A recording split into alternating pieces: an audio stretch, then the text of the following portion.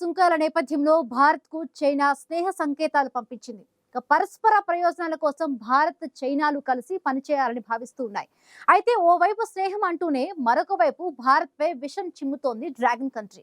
ఒకే వార్తను China English భాషలో ఒక విధంగా, మాండరిన్ భాషలో మరొక విధంగా ప్రచురితం చేస్తూ భారత్ పట్ల ద్వంద్వ వైఖరిని ప్రదర్శిస్తోంది. ఇంతకు చైనా రెండు నాలుకల ధోరణికి అసలు కారణం ఏంటి?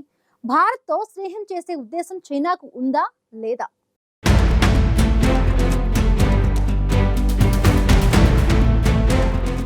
ఓవైపు భారత్తో స్నేహ సంబంధాలు పెంచుకునేందుకు సిద్ధమని సంకేతాలు పంపించిన చైనా మరోవైపు విషం చిమ్ముతోందా అంటే అవుననే సమాధానమే వినిపిస్తోంది. ట్రంప్ సుంకాల నేపథ్యంలో భారత్కు మద్దతుగా నిలిచిన చైనా మన దేశంతో కలిసి పనిచేసేందుకు ఆసక్తిగా ఉన్నట్లు సంకేతాలు పంపించింది. అదే సమయంలో చైనాతో కలిసి పనిచేసేందుకు భారత్ కూడా సిద్ధంగానే ఉన్నట్లు సిగ్నల్ ఇచ్చింది. అందులో భాగంగానే ఇరు దేశాల మధ్య నెలకొన్న సరిహద్దు వివాదాల పరిష్కారం కోసం కూడా చర్చలు జరుపుతున్నాయి. ఇలాంటి పరిస్థితుల్లో చైనా ప్రభుత్వం, మీడియా భారత్పై భిన్నమైన వైఖరిని ప్రదర్శిస్తుండడం ఇప్పుడు ఆ దేశ ద్వంద్వ వైఖరికి నిదర్శనంగా చెప్పవచ్చు.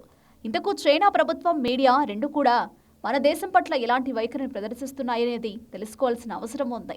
నిజానికి చైనా ప్రభుత్వం, మీడియా ఎప్పుడూ ఏ విధంగా వ్యవహరిస్తాయో చెప్పలేం. ఒకవేళ వాటి ఉద్దేశాన్ని పసిగట్టినా అప్పటికి అవి చేయాల్సిన పనిని పూర్తి చేస్తాయి. అందుకే ఎప్పటికప్పుడు చైనా ప్రభుత్వం, చైనా మీడియా ఆగడాలను ట్రాక్ చేసి కౌంటర్ ఇచ్చే ప్రత్యేక పర్యవేక్షక వ్యవస్థ భారత్కు అవసరమని విశ్లేషకులు అభిప్రాయపడుతున్నారు.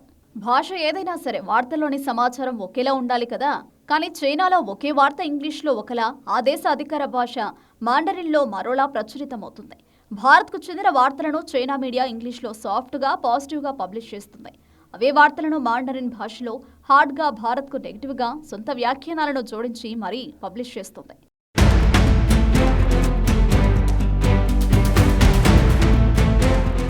ఇటీవలే చైనా విదేశాంగ మంత్రి వాంగ్ యీ భారత్లో పర్యటించారు. భారత ప్రధాని మోదీ, విదేశాంగ మంత్రి జయశంకర్లతో వాంగ్ యీ భేటీ అయ్యారు. దీంతో భారత్ చైనా సంబంధాల పునరుద్ధరణ అంటూ భారత మీడియాలో వార్తలొచ్చాయి. ఈ క్రమంలోనే ఇరు దేశాల మధ్య విమాన సర్వీసులు తిరిగి ప్రారంభం కావడం, వీసాల జారీ సులభతరం కావడం, కైలాస్ మానస్ సరోవర్ తీర్థయాత్రకు చైనా అనుమతి ఇవ్వడాన్ని ఆయా కథనాల్లో ప్రస్తావించారు. అయితే ఈ అంశాన్ని చైనా మీడియా అడ్డదిడ్డంగా కవర్ చేసిన తీరు గురించి తెలిస్తే మీకు అసలు విషయం అర్థమవుతుంది. వాంగ్ యీ పర్యటనను గొప్పగా కీర్తిస్తూ చైనా మీడియా వార్తలను ప్రసారం చేసింది. చైనా సత్తాకు గుర్తింపు, అమెరికా విశ్వసనీయతకు చెల్లుచీటి అనే శీర్షికతో చైనాకు చెందిన మాండరిన్ భాషలో ఓ కథనం ప్రచురితమైంది. భారత్తో విదేశాంగ మంత్రి వాంగ్ యీ నిర్మాణాత్మక చర్చలు అంటూ చైనా అధికారిక వార్తా సంస్థ జిన్హువా కథనాన్ని పబ్లిష్ చేసింది. చైనా కమ్యూనిస్టు పార్టీ జాతీయవాద పత్రిక గ్లోబల్ టైమ్స్ మరో అడుగు ముందుకు వేసి ఏకంగా ట్రంప్ సుంకాలతో భారత్ను అమెరికా సహజ మిత్ర దేశంగా చూడదని రుజువైంది అనే సొంత వ్యాఖ్యానంతో వార్తను ప్రచురించింది. అంతేకాదు, అమెరికాతో కూడిన క్వాడ్ కూటమికి భారత్ ప్రాధాన్యం తగ్గించి బ్రిక్స్, షాంఘై కోఆపరేషన్ ఆర్గనైజేషన్లకు ప్రాధాన్యతను పెంచాలని సూచించింది. భారత్ను అమెరికా శిక్షిస్తుంటే చైనా స్నేహస్తాన్ని అందిస్తోందని చేతికొచ్చినట్లు రాసుకొచ్చేసింది. అంతేకాదు, వాంగ్ యీ పర్యటన సందర్భంగా వన్ చైనా పాలసీకి భారత ప్రభుత్వం మద్దతును పునరుద్ఘాటించింది. ఈ విషయాన్ని వాంగ్ యీకి భారత విదేశాంగ మంత్రి జయశంకర్ తెలిపారు అంటూ చైనా ఇంగ్లీష్ మీడియాలో కథనాలు పబ్లిష్ అయ్యాయి. చివరకు ఈ వార్తలో నిజం లేదని ఖండిస్తూ భారత ప్రభుత్వం ఓ ప్రకటనను విడుదల చేసింది. కానీ అప్పటికే చైనా ఇంగ్లీష్ వార్తలు యావత్ ప్రపంచంలో వైరల్ అయిపోయాయి. వాటిలో ఉన్నదే నిజమని చాలామంది భావించారు.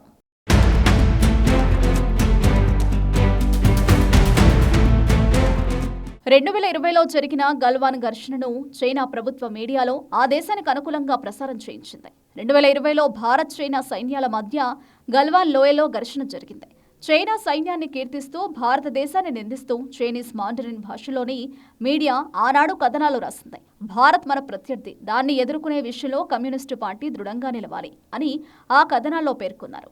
ఇదే అంశంపై చైనాకు చెందిన ఇంగ్లీష్ మీడియాలో మాత్రం భిన్నమైన వార్తలను రాశారు.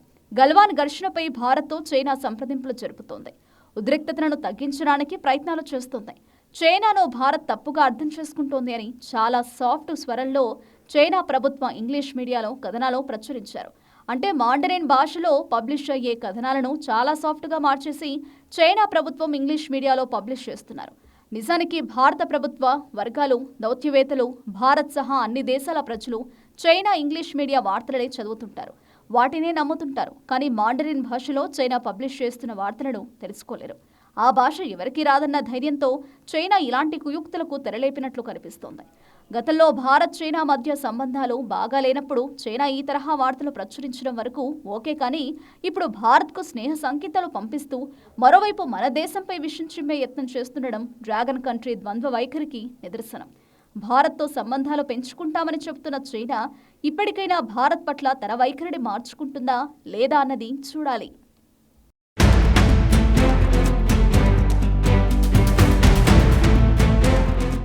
గత కొన్నేళ్లుగా భారత్ చైనా మధ్య పెద్దగా సత్సంబంధాలు లేవు. భారత్తో సరిహద్దుల వద్ద వివాదాలు, పాక్ పరోక్షంగా మద్దతులు ఇవ్వటం ద్వారా చైనాతో మన దేశం అంటీ ముట్టనట్లుగానే వ్యవహరించింది.